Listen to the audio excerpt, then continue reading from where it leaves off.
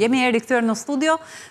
Dua të vazhdojmë bisedën aty ku e lam, në fakt tek rimbursimi i TVSH-s për fermerët. 10% do të jetë, pra në nivelin 10%. I rikthemi pak tabelave, i kalojmë për të kuptuar edhe më shumë mbi modelet që vinë nga vendet e Bashkimit Evropian, sepse e kemi thënë, nuk mjafton dhe nuk është nevojshme që ne të shpikim, mjafton të referohemi modeleve që vinë nga vendet e BE-s. Po, zoti Fico, kjo është kufiri i regjistrimit për TVSH? Pikërisht, pra, se si një biznes, mund të jetë biznes i vogël ose jashtë skemës TVSH-s dhe kur e kalon atë xhiron, kur e kalon limitin e xhiros, kalon mbi. Ne kemi relativisht të lartë, kemi rreth 100.000 euro xhiro. Është me të vërtet i lartë, vetëm Anglia në e kalon, e cila ka 105.000 euro. Italia nuk është shumë lartë, me 85.000 euro. Për vendet e tjera ka shumë në këtë nivel nuk ka...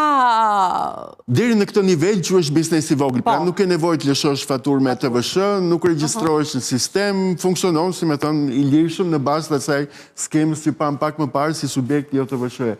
Ndërsa në momentin që e kalon këtë limit, duhet patjetër të regjistrohesh në skemën me TVSH. Kjo do të thotë që edhe në momentin që do të aplikohet rimbursimi të TVSH-s, fermerët nuk do t'jenë me këtë nivel të ardhurash, pra deri në 100... Normalisht, në qoftë se një fermë e madhe e kalon atë nivel, duhet të regjistrohet si 100 milion lek. 100 milion lek. 100 milion lek të vjetra ose 10 milion lek të reja. Kalojmë tek tabela tjetër? Është interesante e grafikë. Po, do më thënë vëndet e tjera... Mund t'i kthemi një sekund. Ke një koment? Po, rikthemi pak grafikut më parshëm. Të dalim pak nga bujësia. Është interesant do më thënë që ne Shqipëria e kemi kufirin më të lartë se Italia, se kjo do të ecin raport me produktën e brendshëm bruto. Shiko sa më shumë se Gjermania, 4 herë Gjermania. Greqia fshqinj, kjo është paranojake dhe ta ka vonë 10.000 euro dhe ta ka vonë kufirin. Kroacia dhe Rumania që mundet t'jenë vënde janë pothuajse sa gjysma. Mua më pëlqen, do të thënë, më pëlqen fakti që kemi një sistem tatimor me lehtësime. Kjo ka qenë edhe nga arsyet që shumë është, me fjalë shumë apetitive, shumë tërheqës edhe për të huajt. Pra nuk është në balancë me produktin e brendshëm bruto për frym, nuk është në balancë me të ardhurat për frym, por mua, do të thënë, po shpreh një qëndrim personal, më pëlqen. Është stimulues. Është stimulues, po, duhet ditur. Shiko, janë më shumë se pra biznesi vogël në Shqipëri zë 85%. Po, e kemi quar në aq lartë që zënë 85%, se po ta ulim më poshtë, do të zëri më pak. Mirë, kalojmë tek grafiku tjetër. Efikasiteti i mbledhjes së TVSH-s. Edhe kjo është shumë interesante, sepse kjo tregon, kjo madje lidhet pastaj me një tabel më mbrapa, kjo tregon se sa nga ajo TVSH-ja teorike në total që gjenerohet brenda vendit, gjenerohet nga ekonomia, sa mbledh shteti, sa mbledh Ministria e Financave ose tatimet. Po të shikoni, Anglia pothuajse e mbledh të gjithë TVSH-n teorike, arrin në 93%. Gjermania pa tjetër që e ka të lartë, por edhe Spanja e ka të lartë, Kroacia e ka të lartë. Ne jemi në fund bashkë me Rumaninë. Do me thënë, në qoftë se teorikisht në Shqipëri gjenerohen 100 lek TVSH, ne nga këto 100 lek mbledhim vetëm 68 lek ose vetëm 70 lek. 30% nuk futen në sistem. Nuk do të thoja vetëm, do të ne mbledhim plot 68%. Do të thënë, për shtetin që jemi nga jemi shumë mirë. Do të thënë, ne jemi shtet që vritemi akoma rrugës, kështu që 68% është shumë i mirë. Tjetra është më interesante. Tjetrin për te notave të ironisë. Komentojmë edhe grafikun e fundit. Nëse kemi edhe efikasiteti po, mbi këto, okej. Jo, është dhe një tregues tjetër, i cili është shumë interesant. Treguesi tjetër është që si formohet, pra si formohen të ardhurat tatimore në Shqipëri. Si formohen të ardhurat tatimore në vendet të ndryshme. Dhe ne në Shqipëri kemi këtë paradoks, do më thënë që kemi vlefshmëri relativisht të ullët të TVSH-s, por ama TVSH-ja në totalin e të gjithë të ardhurave tatimore zë një përqindje shumë të lartë. Zë gati gjysmën e... Zë pak më shumë se gjysmën edhe 80% saj është ajo që mblidhet në dogan. Po, që mblidhet nga TVSH. Në fakt jemi një shtet që TVSH-në mblidhet në këtë trau doganor. Pjesa tjetër është shumë e ullët edhe... Okej, prapë të rgonë moshën fiskale të shtetit. Ndërsa vëndet e tjera e kanë shumë të ullët, dhe me thënë pjesën që mblidhet nga TVSH e kanë shumë të ullët, dhe kjo lidhet me konsumin. Pra ne kemi një të keqe që konsumin në Shqipëri është i goditur rënd, dhe sidomos është i goditur konsumi i madrave jetik, ose i atyre që quhen nevoja jetike, pra i ushqimit, i energjisë, i ujit, i shërbimeve tjera, i shëndetësisë, i arsimit, i kulturës.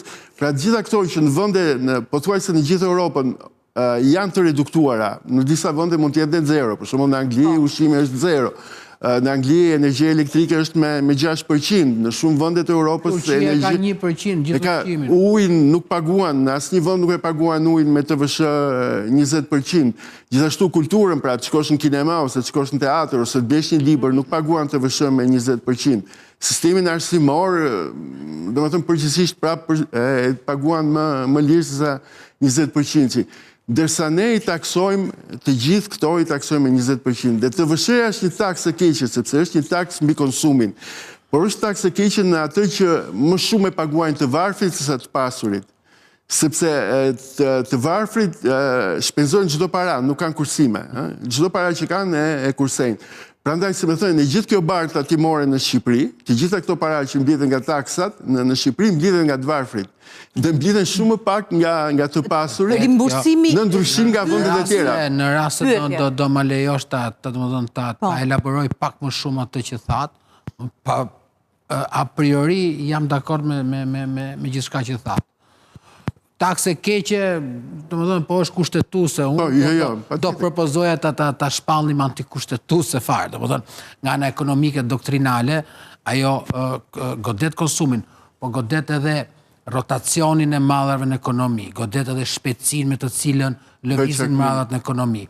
Duhet këtë studime, po, do më dhënë, shtem pak më e gjërë, mendoj që TVSH-ja, ullja e TVSH-s, do ishte një risi shumë e madhe. Duhet ullet TVSH-ja për produktet e shportës? Pa tjetër. Në qofë se ne do të mbledhim më shumë TVSH, pra shifrat e flasin qartë, në qofë se ne mbledhim... Se mbarova, po pa tjetër kjo, por në fakti që për ne është ka që rëndësishëm TVSH-ja, jo vetëm që ne godasim, do më thënë, këshu, pa dalim, race, feje, gjinie, qëfar do lloj produkti, shporte, jo shporte, me 20%. Kemi ca norma shëndetësia apo arsime me 10%, po ne godasim me shotgun. Po nga ana tjetër, edhe në këtë drejtim kam përshtypjen se u bë 2-3 vite që shteti po lëviz në këtë drejtim, ne e kemi peshën kaq lartë të TVSH sepse të ardhurat e tjera janë relativisht të ulta. Konkretisht të ardhurat nga individi, të ardhurat nga punësimi, të ardhurat nga të tjera, të ardhurat realizuar nga individët. Edhe me çka kuptojmë, edhe me çka shikojmë, tashmë lëvizjet janë shumë serioze nga ana e administratës tatimore për ta ngushtuar rjetën, për ta ngushtuar hinkën, për të bërë më të kujdesshëm se, domethënë, ato vende që u përmendët, tatimi të ardhurave individual zën peshën kryesore, ndërkohë ne është pesha minimale. Ka të bëjë me pjekjen e ekonomisë, ka të bëjë me pjekjen e shoqërisë, por kam... Edhe pse kemi një taksim progresiv, është pak, thonë ju? Po, shiko, kush është mendimi im?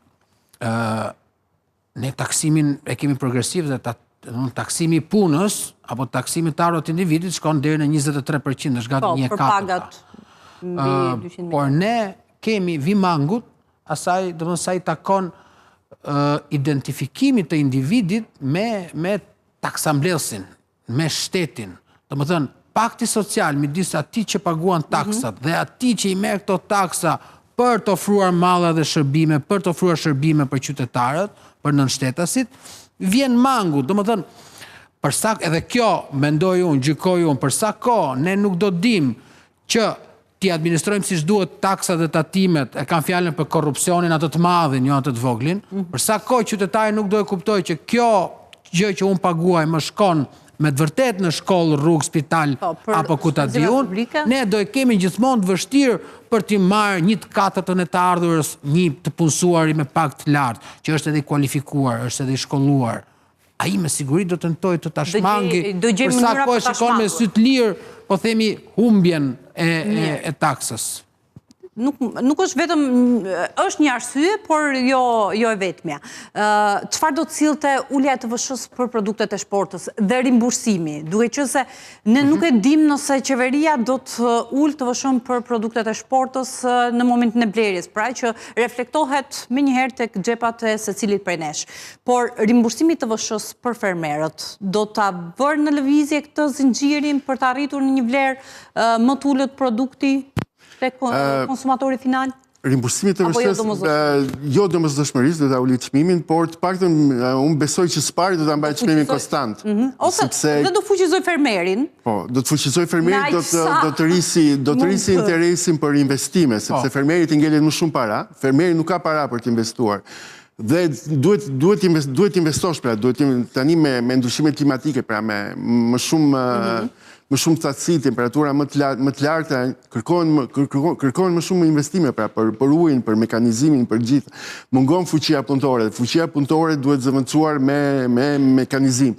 Dhe këtu janë investime, pra, sa më shumë para të ngelin fermerit, sa më shumë kesh, pra, para fizike të këtë fermeri, aq më të lehtë ka të investojë. Dhe unë besoj që rimbursimi të TVSH-s tek fermeri, pra skimat e kompensimit, ndoshta do ndihmojnë edhe më shumë se sa ato kredit, ose qofte, sepse janë para që i ka direkt në dorë. Ulja e TVSH-s për produktet e shportës, ndërkohë? Patjetër. Duhet të merret seriozisht, le të themi, për t'u aplikuar, është koha, momenti i duhur për ta bërë këtë? Ka një tendencë, tek ne shfaqet ndoshta pak më vonë, por ka një tendencë e cila është shumë e fortë. Ushqimet janë në rritje, çmimet e ushqimeve janë në rritje në gjithë botën. Shumë çmime janë dyfishuar. Kjo jo vetëm për shkak të pandemisë, sepse u mësuam një farë kohë, thoshim që pandemia na bëri këtë, lufta në Ukrainë bëri këtë, po tregojnë faktorë të tjerë, domethënë që këto ishin ato, si më thënë, ato shtysat që e shtyn pra ekonominë dhe gjendjen të shkonte drejt saj. Po tregojnë, po dalin faktorë të tjerë gjithmonë që po shtyn çmimet që të rriten, dhe veçanërisht pra çmimet e ushqimeve. Ne për fat e kemi këtë rezervë, pra në qoftë se për shembull në një vend si Anglia nuk ke një rezervë, domethënë ushqimin e merr pa taks, pa TVSH, ne kemi ende këtë rezervë për të absorbuar një rritje të mëtejshme të çmimeve. Pra mund të absorbojmë rritjen me anë të uljes ose reduktimit të TVSH-s. Dhe ndoshta duke shtuar subvencione, duke patur politika më të favorshme për fermën dhe për prodhimin bujqësor, mund të synojmë edhe drejt uljes së çmimeve, në fund për konsumatorët. Po, nuk besoj që do të bëjmë për njerëz 20% që ta heqin, po të paktën të kalojnë me shkallë, të shkojnë ke gjysma dhe pastaj... Dhoma e Tregtisë dhe Industrisë Tiranë ka kërkuar edhe edhe këtë vit, zoti Jaka, në një intervistë thënë për emisionin Box to Box, ka kërkuar dhe do të kërkojë edhe zyrtarisht, pra në qëndrimin që do të mbajë lidhur me paketën fiskale, që TVSH-ja për produktet e shportës të jetë 6%. Normalisht, edhe 0 duhet jetë, po sa me ullet jetë, aq më mirë. Jetë 0 për ato të shportës dhe ta ulim, nuk e din, pragun 5% për gjithë ushqimet. Shiko, po unë po ngacmoj një qasje tjetër. Ne, me ç'duket, po bëhemi gati për aderimin Bashkimin Evropian. Për te urave, duhet kuptuar që do bëhemi pjesë e një tregu i cili përbëhet nga disa përbindësha ekonomik. Edhe ka gjasa që biznesi shqiptar ta gjej veten mikroskopik përballë këtyre kompanive. Edhe ne gjatë kësaj kohe tranzicioni me siguri duhet marrim masa ose duhet të nisim një rrugtim të fuqizimit të biznesit vendas, të bëhet më konkurrent, të rrisi domethënë impaktin e teknologjisë brenda biznesit, të rrisi know-how, të forcohet, të rritet. Por si, po themi, do forcohet biznesi ynë kur ato biznese të shëndetshme, të cilat zbatojnë rregullat e tjera. Vazhdimisht konkurohen nga, po themi, ata bizneset të cilat kanë gjetur qoshe, kanë gjetur hapësira, po themi edhe mallrat pa dogan, për një sektor të caktuar ushqimor. Në rast se dikush sjell mall pa dogan dhe tjetri paguan jo vetëm dogan, se ne kemi TVSH-n, po kemi edhe taks doganore. Është rreth 32% më shumë barra fiskale. Në rast se me një lëvizje inteligjente të pamundur, gjykoj unë, për sa kohë TVSH-ja është aq e rëndësishme për arkën e shtetit, për sa kohë TVSH-ja në dogan është e ardhur kryesore për buxhetin e shtetit, jo se nuk duan më, po besoj se kanë të pamundur. Duhet një ndryshim struktural ekonomik në bazën e mbledhjes të ardhurave për të arritur te kjo. Kjo është e vështirë, nuk është gjë e lehtë, por jo vetëm, domethënë, do i bënte mirë konsumit dhe çmimeve, por unë mendoj që do i bënte mirë dhe biznesit duke e forcuar. Duke pasur parasysh këtë që evidentove, pra që ky është një moment i rëndësishëm dhe bizneset, veçanërisht ajo pjesa e shëndosh, le të themi, e bizneseve që mban mbi supe edhe pjesën e dëmtuara, asaj që nuk funksionon siç duhet. Ndodhet sot e gjitha, pra duke i përfshirë të dyja këto pjesë, ndodhen sot përpara një sprove tjetër që është integrimi në Bashkimin Evropian, që nuk është e lehtë, sepse do duhet të jenë pjesë një zone ku standardet dhe cilësia, pra nuk mund të bësh kompromis me standardet dhe cilësi. Dhe normalisht është një proces që ka kosto edhe që do të rëndoj edhe më shumë pozitën, ndoshta do të vërë në vështirësi atë pjesën e vuajti Greqia, e vuajti Italia, e vuajti Portugalia, pa dyshim do e vuajmë ne. Çfarë duke qenë se ne jemi në këto kushte, por në të njëjtën kohë jemi edhe në fazën që diskutohet për atë që ne kishim në fokus sot, paketën fiskale, duke ditur me çfarë kushtesh ndodhet biznesit, çfarë do ta ndihmonte sipërmarrjen dhe që duhet jetë, le të themi, pjesë e asaj e lehtësirave që duhet aplikohen vitin e ardhshëm. Unë mendoj që detyrimeve tatimore dhe në rast se do e quajmë atë draft paket fiskale, nuk shoh risi të mëdha, ajo paqe fiskale që nuk është asnjë tjetër vetëm një amnistie dëshiruar për vitesh, tashmë besoj se do ndodhi. Ndoshta nuk po e kundërshtore a priori, i ka ardhur koha që disa detyrime që ka kaluar më shumë se 10 vjet, që në fakt janë pambledhshëm, mundet edhe ti deklarosh si zero, edhe për, domethënë edhe nga ana kontabël të tillë duhet jenë. Kam, po themi, rezerva aty në fashat, mënyrën se si e ndan, pastaj po themi nga 1 deri në 5 vjet. Zbritja është më e madhe se detyrimet nga 5 deri në 10 vjet në rast se paguhet i gjithë detyrimi. Kjo ishte një çudi, po e lëm. Edhe mbi të gjitha paqe fiskale, po mbaj mend, edhe më duk shumë njosës, shumë interesant gjatë fushatës, edhe ishte me zë dhe figurë të gjithë eksponentët kryesorë të partisë që sot është në pushtet, dhe ka kohë që është në pushtet, që propozua një nismë që ishte shumë interesante në fakt, kishte kohë që nuk na vinte një nismë interesante. Ishte ajo që në rast se një subjekt tregtar kalon rritjen ekonomike normale të vendit ose të sektorit, pra në rast se rritja ekonomike ka qenë 4% dhe norma e fitimit tënd ka qenë 12%, pra ti ke trefishuar rritjen ekonomike të vendit, u propozua dendur dhe pritej të aplikoj bile, pyetja ishte para fushate apo mas fushate, ti do pagoje vetëm 5% të diferencës midis normës tënde të realizuar të fitimit dhe normës të rritjes ekonomike të vendit. Pra, një virtytshëm, një biznes i virtytshëm, i cili të i kalon shtetin, i cili të i kalon ekonominë, i incentivohet duke paguar më pak tatim fitim. Ishte geniale, ishte shumë e bukur, ishte shumë e mirë. Nuk e shoh te kjo paket fiskale dhe domethënë ka humbur pa gjurmë dhe pa u përmendur.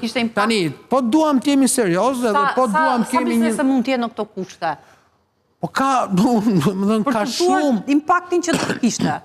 Ndoshta janë ato bizneset cilat domethënë shtyhen për të deklaruar, pra për të ulur informalitetin. Mund kishte përfitime dhe indirekte? Domethënë parime shumë i qartë, pra ata që janë më të virtytshëm hajde t'i ndihmojmë, sepse këtë kursim do e çojnë më shumë teknologji, mundet ta çojnë në rritje pagash, do forcohen për një ditë nesër ku do duan të përballen me tregun evropian. vijoj, nuk është bërë asgjë për konkurencën, pra ato për gjëra që ka propozu kjo paket fiskale, ndoshta shqyqyr që nuk kemi asgjë të re, se nuk është të thënë që çdo vit duhet kemi se s'bën gjëra të reja, se jemi mësuar që çdo vit se s'bën, nuk është normale të kemi risi kaq të mëdha. Duhet kemi rregullime në rast se rrugtimi, në rast se rruga, në rast se synimi, objektivat edhe hierarkitë e objektivave janë të qarta. Në rast se jemi të paqartë, pastaj e ndrojmë, domethënë vit për vit. Shqyqyr, domethënë që nuk kemi zhbërje të gjërave. Por unë them që nuk është bërë asgjë për konkurencën, pra duhet fillojmë ta shikojmë konkurencën me të vërtetë si dorën e padukshme që rregullon ekonominë. Ne pa e kuptuar nëpërmjet, po themi, atit keq funksionimit në dogana, atit korrupsionit vogël, korrupsioni vogël nuk është thjesht një shumë parash që i paguhet dikujt. Është edhe prishje e konkurencës. Dikush që ta sjell pa faturë, mirë shteti ka më pak të ardhurat, TVSH edhe taks doganore. Por mbi gjitha është një produkt i cili atë subjektin që do përballet pastaj nesër pas nesër me Europën, atë e dëmton, atë e sulmon nga disa subjekte, se po bëhemi kështu të ftohtë edhe pragmatist kjo lufta ekonomike e brendshme. Let përfitojnë ca, po themi, ta lejmë korrupsionin, let përfitojnë ca. Puna është se këta që përfitojnë në këtë formë, pra kush sjell pa dogan diçka, ai nuk është subjekt, ai nuk është rregulluar, ai është një brejtës, nuk i shërben ekonomisë, përveç se pjesës morale, fiskale, shtetërore. Zotë Fico, se jemi drejt mbylljes. Ishte shtëruese, u bëj qartë, kam përshtypjen çështja e TVSH-s. Tani mbetet për të parë në momentin që do të prezantohet se si do të aplikohet rimbursimi i TVSH-s për të diskutuar edhe mbi impaktin real, pra në terma se si mund të impaktojë, por edhe problemet që mund të shfaqen, sepse çdo nisëm në vetvete mund të konsiderohet pozitive, e ndihmon, por mund të shfaqen edhe probleme që është mirë tu paraprihet, duke i sjellë në vëmendje në mënyrë që të amortizohet sadopak dëmi që mund të shkaktojë. Besoj që janë bërë, domethënë gjithë këto luate, njëri ishte 20%, njëri ishte 10%, njëri ishte 0, njëri ishte 6, tani thuhet që do të bëhet 10, pra është ndërtuar një eksperiencë e caktuar. Gjëja tjetër që ka ndryshuar në krahasim me përpara është që kemi sisteme digjitale ose sisteme online, pra shumë më të mira, shumë më të fuqishme se sa ishin më parë. Ka një maturim edhe së dhe qoftë të bizneseve, por unë besoj që është e rëndësishme që të bëhet, shumë e rëndësishme që të bëhet, sepse gjithmonë duke ngelur duke kthyer tek ato parimet ekonomike, një fermë në fshat, një biznes në fshat e ka shumë të vështirë rritjen, për shkak sepse kufizohet nga toka dhe kufizohet nga fuqia punëtore, kufizohet nga puna. Pra në fermat tona, që janë fermat vogla, këtë vështirë të arritësh prodhimin, pra këtë vështirë që nga i vogël bëhesh i madh. Një biznes i vogël në qytet nuk e ka të pamundur, mund të kthehet në një biznes të madh. Smuat atë plagën që nuk e themi, plaga e agrikulturës tonë është fuqia e munguar punëtore. Duhet bërë diçka për të rekuperuar, për të rikthyer në agrikulturë forcën e punës, që është, nuk e di, gjykoj shumë serioze, Ose të synohet automatizimi, mekanizmi i... Por edhe toka ka rëndësi, sepse... sektorit. Toka ka rëndësi, sepse ti nuk mund të prodhoj, do me thënë një hektar tokë që ke aq prodhim merë, ja rritë rendiment si Hollanda, merë 80 ton domate, por nuk merë do të më shumë, aq është limiti. Dhe gjithashtu, edhe nuk mund të punësosh pa fund në atë tokë, dhe duhet presësh gjatë, do me thënë duhet kaloj një sezonit të ërë, derisa të marrësh prodhimin. Prandaj, prodhimi bujqësor ka veçoritë e tija që është i kufizuar, pra nuk ka rritje të shpejt dhe rritje të madhe të prodhimit dhe ka vazhdimisht nevojë për investime. Prandaj, çdo ndihmë që jepet në formë subvencioni, në formë të rimbursimit të TVSH-s, i shërben kësaj nevoje jetike që kemi ne. Do me thënë që lidhet me kushtet e jetesës të gjithë popullsisë, por edhe me kushtet e jetesës së vetë fermerëve. Mirë, ne kemi mbërritur në fund sigurisht do ta diskutojmë, këtu jemi dhe do të diskutojmë të gjitha, qoftë në nivel propozimesh, qoftë në nivel vendimarrjesh, që do të paraprin, le themi, vitin 2026, sa i takon buxhetit dhe paketës fiskale. Zotë Fico, unë ju falenderoj, kënaqësi që ishit me ne. Faleminderit, Haltim po ashtu, faleminderit për prezencën tënde. Faleminderit edhe ju që na ndoqët. Ne kemi mbritur në fund të emisionit edhe për sot. Takimi i radhës është nesër në orën 16:00 deri atëherë kaloni sa më mirë. Miru takofshi.